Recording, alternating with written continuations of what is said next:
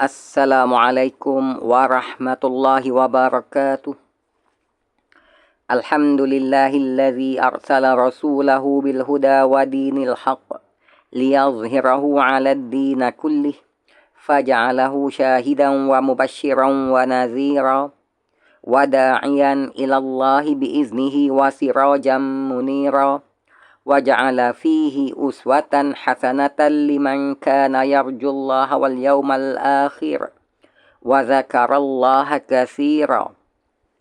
Allahumma salli wa sallim wa barik alaihi wa ala alihi wa sahbihi wa man tabi'ahum bi ihsanin ila yaumiddin wa fajjara lahum yanabi'ar rahmati war ridwani tafjira. Amma ba'd. A'udzu billahi minasy syaithanir rajim. Bismillahirrahmanirrahim. Allahumma la ya'ti bil hasanati illa anta wa la yadfa'us sayyiati illa anta wa la haula wa la quwwata illa bika. Allahumma, ya Allah ya Tuhan kami, tiadalah yang dapat mendatangkan kebaikan melainkan Engkau, dan tiadalah pula yang dapat mengangkat kemudaratan melainkan Engkau,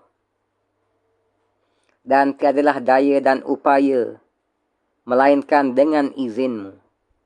Amin, amin, amin ya Rabbal Alamin. Hadis sahih riwayat Abu Dawud daripada Urwah bin Amir radhiyallahu anhu. Alhamdulillah, segala puji bagi Allah yang mana dengan izin dan limpah kurnia-Nya serta kasihan belasnya kepada kita semua telah berkenan untuk melanjutkan lagi usia kita ke suatu tempoh masa yang telah ditentukannya di dalam ilmu-Nya untuk memberikan kita tempoh masa tertentu bagi kita melipat gandakan usaha atas penyempurnaan iman dan amal kita sebagai bekal untuk balik jumpa Allah di suatu hari yang tiada kesudahannya selama-lamanya, yang mana dengan kesempatan dan peluang yang diberikan Allah Subhanahu wa taala itu kita dapat mempersiapkan iman dan amal kita dan membebaskan iman dan amal kita, akidah kita, i'tiqad kita dan amalan kita daripada apa jua bentuk cacat cela dalam agama, seumpama syirik, bid'ah, khurafat dan seumpamanya. Sehingga dengan limpah kurnia dan rahmat Allah Subhanahu wa taala dapat kita kembali kepada Allah dengan membawa hati yang sejahtera, yakni dengan iman dan amal yang sempurna, yang bebas daripada apa jua bentuk cacat cela dalam agama tadi. Sehingga natijahnya Allah dengan kasihan belasnya akan bebaskan kita, merdekakan kita daripada azab api nerakanya dan menempatkan kita di dalam nikmat syurganya yang kekal abadi selama-lamanya, insya-Allah. Alhamdulillah, segala puji juga bagi Allah Subhanahu wa taala yang mana dengan limpah kurnia-Nya telah sekali lagi menempatkan kita dalam satu majlis perkongsian ilmu agama, iaitu satu lagi majlis ataupun sesi perkongsian audiobook bacaan isi kandungan kitab Perangi Syirik, Sucikan Akidah, Mantapkan Syahadah. Bagi sesi perkongsian audiobook kali yang ke-50 bagi kitab ini, di malam yang berbahagia ini, di pagi yang berbahagia ini, insya-Allah. Perangi syirik, sucikan akidah, mantapkan syahadah. hasil karangan Al-Fadhil Ustaz Dr. Abdullah Yassin Hafizahullah, terbitan oleh Karya Bestari Sendirian Berhad, dan edarannya pula oleh Grup Buku Karang Kraft Sendirian Berhad. Manakala cetakannya pula oleh Ultimate Print Sendirian Berhad. Perpustakaan Negara Malaysia, data pengkatalogan dalam penerbitan Abdullah Yassin, Perangi Syirik, Palang Abdullah Yassin, ISBN 978 sempang 967 sempang 86 sempang 0397 sempang 3.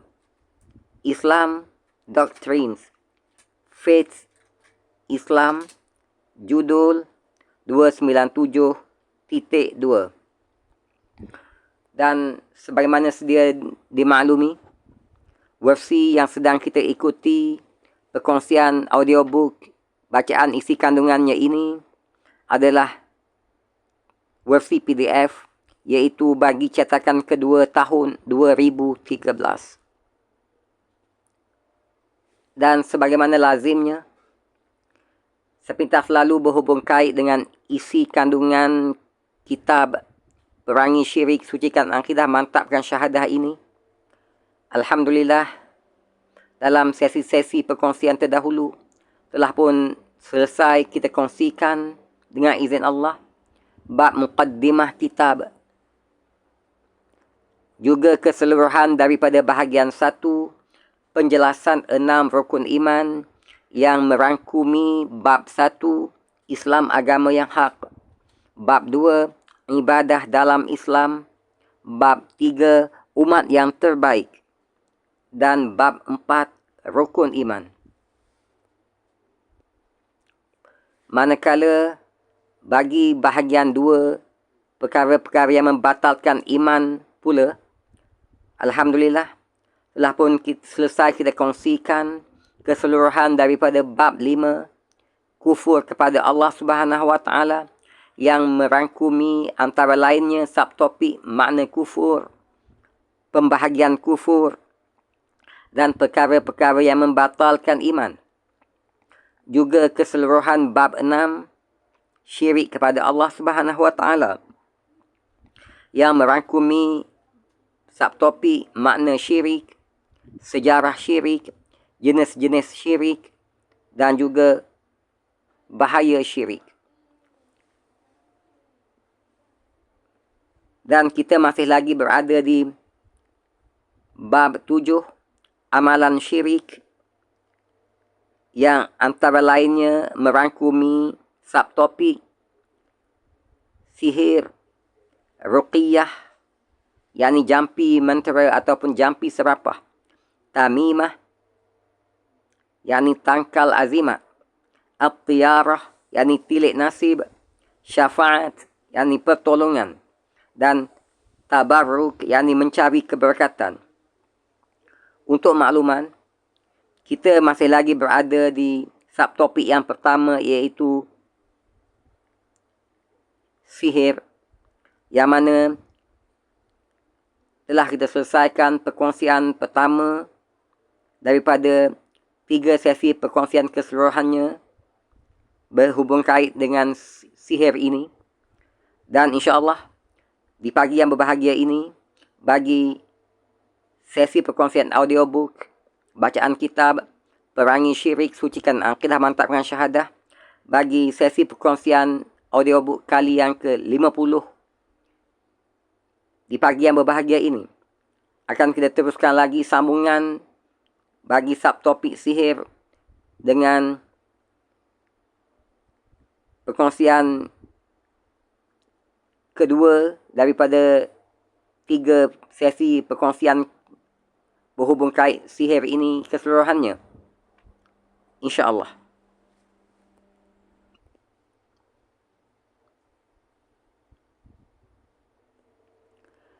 A'udzu billahi minasy syaithanir rajim.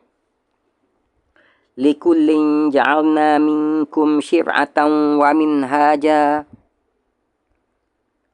untuk setiap umat di antara kamu, kami, yakni Allah, berikan aturan dan jalan yang terang.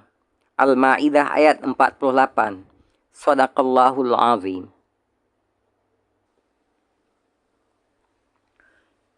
Ini adalah sesi perkongsian audiobook.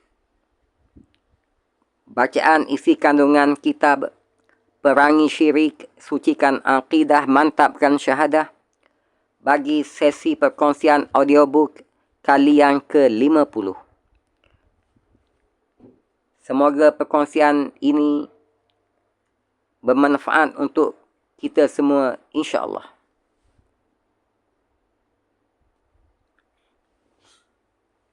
Bahagian 2, perkara-perkara yang membatalkan iman. A'udzu billahi minasyaitonir rajim. Wa ma arsalnaka illa kaffatan lin-nasi basyiran wa nadhira walakin aktsaran nasi la ya'lamun. Dan tidaklah kami utuskan kamu, wahai Muhammad, melainkan kepada umat manusia seluruhnya sebagai pembawa berita gembira dan sebagai pemberi peringatan. Akan tetapi kebanyakan manusia tidak mengetahui.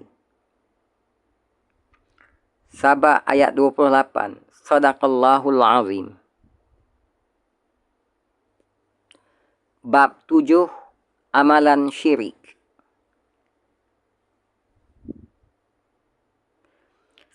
Sebagaimana dimaklumi, amalan syirik itu sebenarnya sangatlah banyak.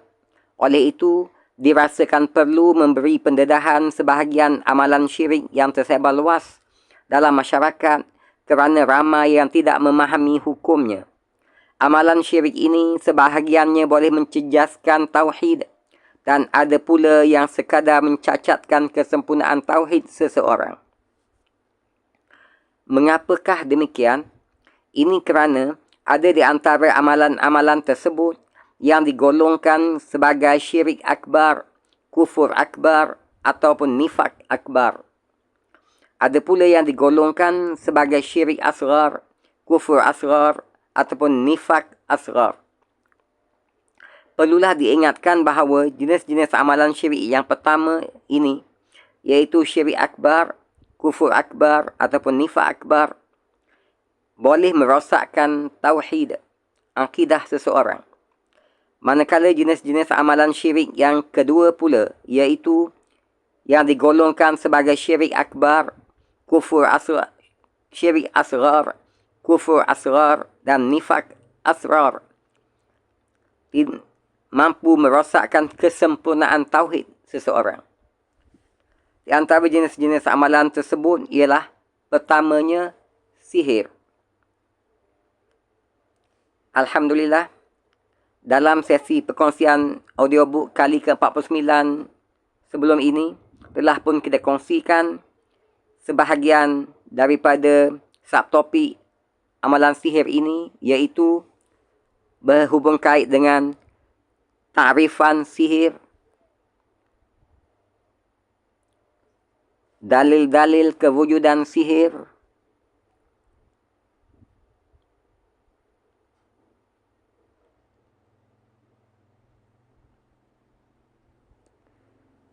dan juga hukuman ke atas tukang sihir.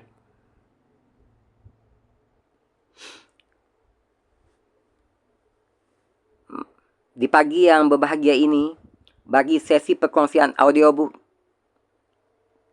kali yang ke-50 ini, akan kita sambung lagi berhubung kait dengan subtopik yang pertama, iaitu berhubung kait dengan sihir, bermula daripada hukum mempelajari ilmu sihir. Hukum mempelajari ilmu sihir. Berdasarkan keterangan ayat-ayat Al-Quran dan Al-Hadis Rasulullah SAW, maka majoriti ulama berpendapat bahawa hukum mempelajari ilmu sihir adalah haram. Hukum mempelajari ilmu sihir adalah haram. malah boleh membawa kepada kufur. Hanya Abu Abdullah Ar-Razi yang berpendapat bahawa mempelajari ilmu sihir tidak tercela kerana baginya semua ilmu itu terpuji. Hanya Abu Abdullah Ar-Razi yang berpendapat bahawa mempelajari ilmu sihir tidak tercela kerana semua ilmu itu terpuji. Di antara dalil Ar-Razi ialah firman Allah Subhanahu wa taala dalam surah Az-Zumar ayat 9. A'udzu billahi minasyaitonir rajim. Qul hal yastawil ladzina ya'lamuna wal ladzina la ya'lamun. Yang artinya, katakanlah, adakah sama orang yang mengetahui, yakni berilmu, dengan orang yang tidak mengetahui, yakni tidak berilmu?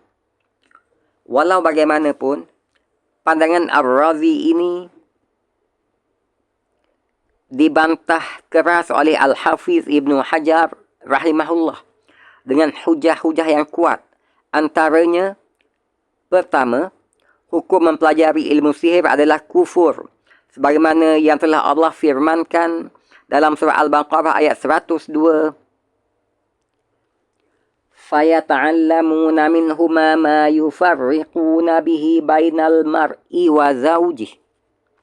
Yang artinya, maka mereka mempelajari dari kedua malaikat itu apa yang dengan sihir itu mereka dapat menceraikan antara seorang suami dengan isterinya. Hujah kedua daripada Al-Hafiz Ibnu Hajar dalam menolak pandangan Ar-Razi adalah mendatangi tukang sihir dan membenarkan ramalan-ramalannya bererti kufur terhadap ajaran yang dibawa Nabi Muhammad sallallahu alaihi wasallam, sebagaimana dijelaskan dalam sebuah hadis riwayat Al-Bazzar.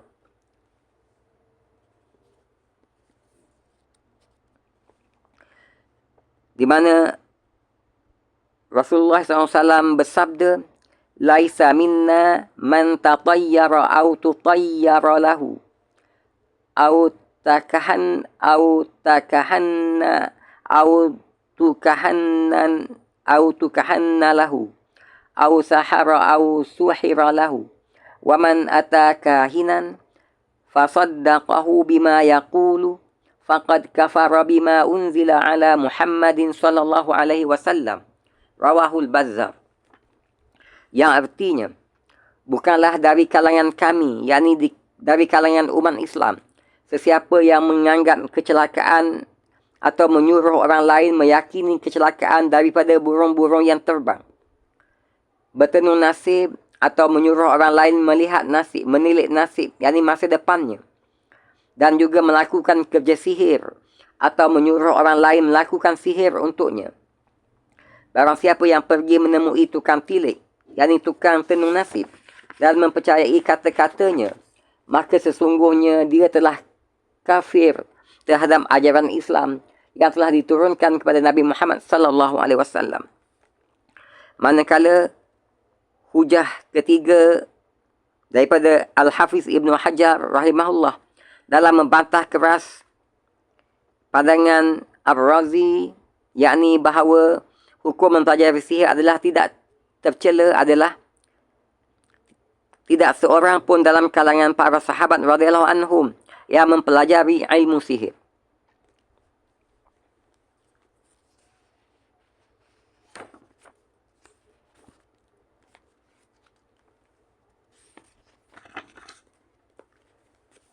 Selanjutnya akan kita kongsikan pula berhubung kait dengan jenis-jenis sihir. Jenis-jenis sihir.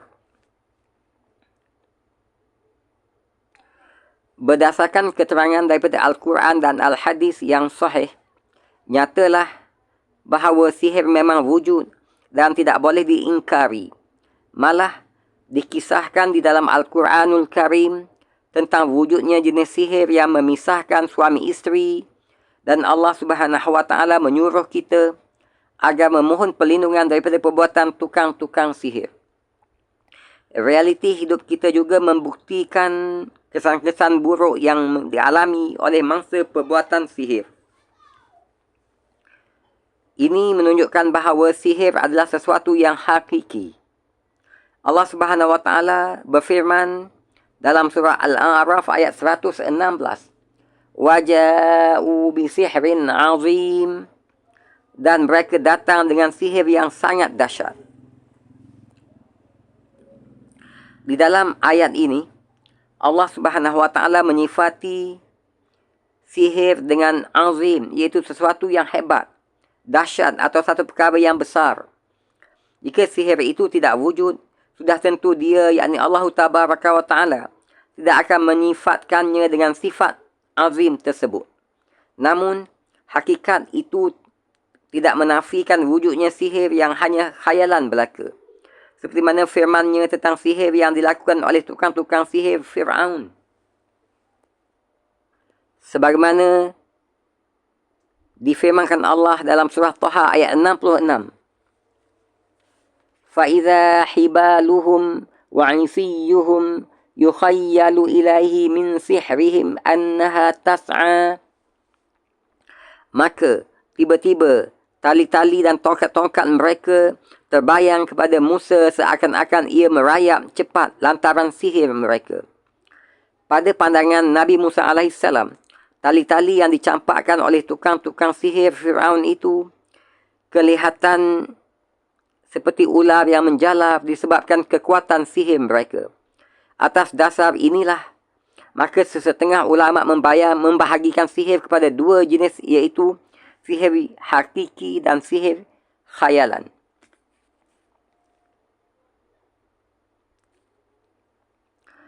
Selanjutnya, kita kongsikan pula sihir tidak memberi kesan tanpa izin Allah Subhanahu wa taala. Sihir tidak memberi kesan tanpa izin Allah Subhanahu wa taala. Walaupun sihir itu wujud dan kelihatannya kesannya dalam kehidupan orang yang disihirkan, namun kita tidak dibolehkan oleh Islam untuk meyakini bahawa tukang sihir ataupun sihirnya itu yang berkuasa atau memberi kesan. Tetapi keberkesanannya sangat-sangat bergantung kepada izin Allah Subhanahu wa taala yang qadari dan kauni, bukan izinnya yang syar'i. Kerana sihir diharamkan oleh Allah Subhanahu wa taala sama sekali.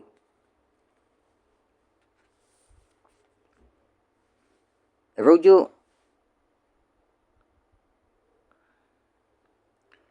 nota akhir nombor 10. Lihat perbezaan antara al-masyiah dan al-mahabbah pada pembahasan iman kepada takdir, iaitu sebagaimana dibincangkan di dalam bab 4 subtopik iman kepada takdir.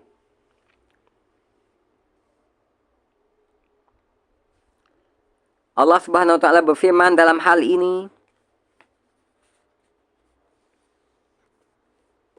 dalam surah Al-Baqarah ayat 102. وَمَا هُمْ بِضَارِّينَ بِهِ مِنْ أَحَدٍ إِلَّا بِإِذْنِ اللَّهِ. Dan mereka itu, yakni tukang-tukang sihir, tidak memberi mudarat dengan sihirnya kepada seseorang pun kecuali dengan izin Allah.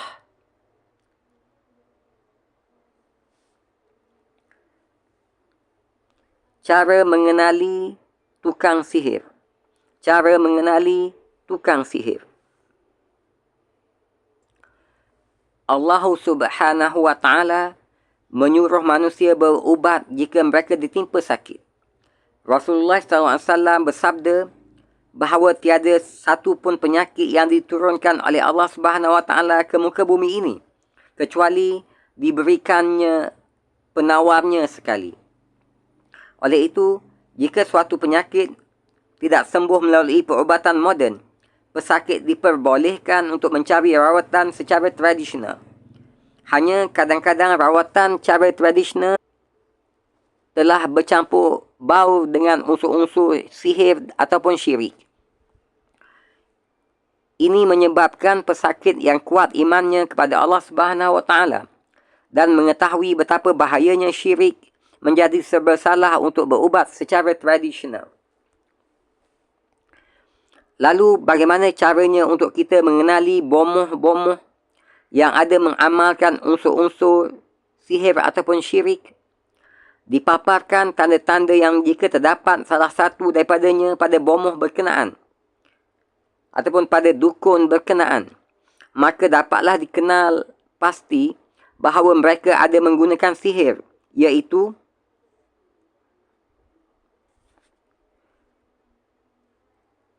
rujuk nota kaki nombor 11, nota akhir nombor 11, iaitu kitab Asy-Syahril Al-Battar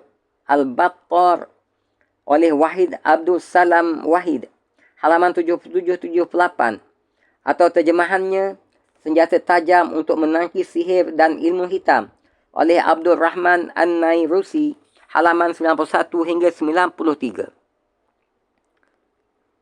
Dipaparkan tanda-tanda yang jika terdapat salah satu daripadanya pada bomoh ataupun dukun berkenaan, maka dapatlah dikenal pasti bahawa mereka, yakni bomoh atau dukun atau pengamal perubatan tradisional berkenaan, ada menggunakan sihir, iaitu pertama, ada pertanyaan kepada pesakit mengenai namanya dan nama ibunya. Kedua, menggunakan bahan-bahan atau kesan-kesan tertentu dari tubuh pesakit seperti baju, songkok dan sapu tangan. Ketiga, kadang-kadang meminta disediakan seekor haiwan yang mempunyai sifat-sifat tertentu untuk dijadikan semah ataupun korban. Keempat, ada tulisan-tulisan mentera ataupun jampi yang tertentu. Kelima, ada bacaan-bacaan jampi serapah oleh perawat yang tidak difahami maknanya. Keenam, memberi pesakit bungkusan yang mengandungi gambar rajah 4 segi yang bertuliskan huruf-huruf ataupun nombor tertentu untuk disimpan di rumah atau dipakai sebagai tangkal azimat. Ketujuh, menyuruh pesakit mengasingkan dirinya daripada orang ramai beberapa hari di dalam bilik khas yang tidak ditembusi matahari. Amalan ini dikenali sebagai bertapa. Kelapan, kadang-kadang menyuruh pesakit agar tidak menyentuh air pada waktu-waktu tertentu, tempoh masa biasanya 40 hari. Kesembilan, memberi pesakit sesuatu yang kemudiannya perlu ditimbus di dalam tanah. Kesepuluh, memberi pesakit beberapa helai kertas yang perlu dibakar dan diasapkan seperti mengasap kemenyan. Kesebelas, membaca mentera atau jampi serapah yang tidak boleh difahami. Ke-12, kadang-kadang tukang sihir terlebih dahulu mengetahui sebab-sebab kedatangan pesakit dan mampu pula memberitahu pesakit namanya, nama negerinya, serta beberapa permasalahan yang dihadapinya. Ke-13, menulis huruf-huruf putus pada sekeping kertas atau dinding mangkuk putih, kemudian diisikan air di dalamnya. Selepas itu disuruhnya pesakit minum air tersebut. Jika pesakit ada mendapati salah satu tanda-tanda ini pada bomoh ataupun dukung ataupun pawang ataupun perawat tersebut, maka hendaklah dia menjauhkan dirinya, apalagi sampai pergi untuk meminta pertolongan mereka.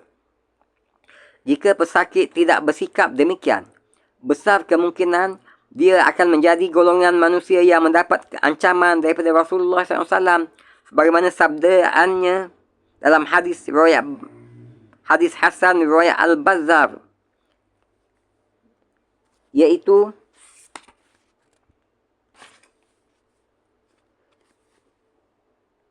Rasulullah SAW bersabda, "Man ata kahinan fasaddaqahu bima yaqulu faqad kafara bima unzila ala Muhammad sallallahu alaihi wasallam." Sesiapa yang pergi mendatangi tukang tilik, yakni tukang sihir, kemudian dia membenarkan segala apa yang telah diperkatakannya, maka sesungguhnya dia telah kufur, yakni durhaka terhadap agama yang telah diturunkan Allah kepada Nabi Muhammad sallallahu alaihi wasallam. Hadis sahih riwayat Al-Bazzar. Wallahu alam. Alhamdulillah, dengan izin dan limpah kurnia Allah Subhanahu wa taala telah dapat kita kongsikan sesi perkongsian audiobook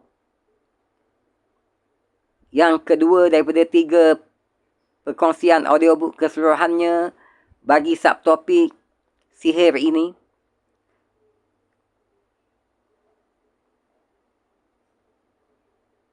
Yang mana telah kita bincangkan antara lainnya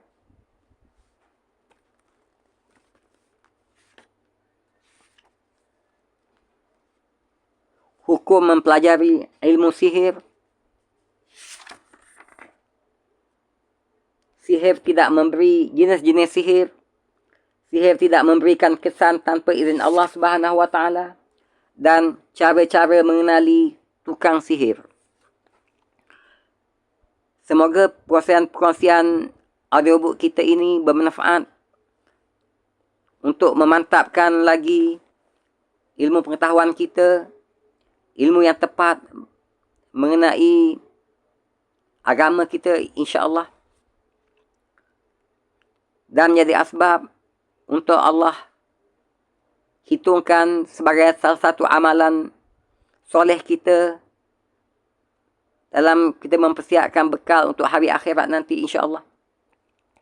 Dan insya-Allah dalam sesi perkongsian berikutnya, iaitu sesi perkongsian audiobook kali ke-51 dengan izin Allah nanti, akan kita teruskan lagi sesi perkongsian audiobook terakhir bagi subtopik sihir ini, bermula daripada nusrah atau penangkis sihir. Nusrah atau penangkis sihir. Terima kasih di atas kesudian melapangkan masa untuk sama-sama mengikuti sesi perkongsian audiobook bacaan kitab Perangi Syirik, Sucikan Akidah, Mantapkan Syahadah oleh Al-Fadhil Ustaz Dr. Abdullah Yassin Hafizahullah, bagi sesi perkongsian audiobook kali yang ke-50 di pagi yang berbahagia ini.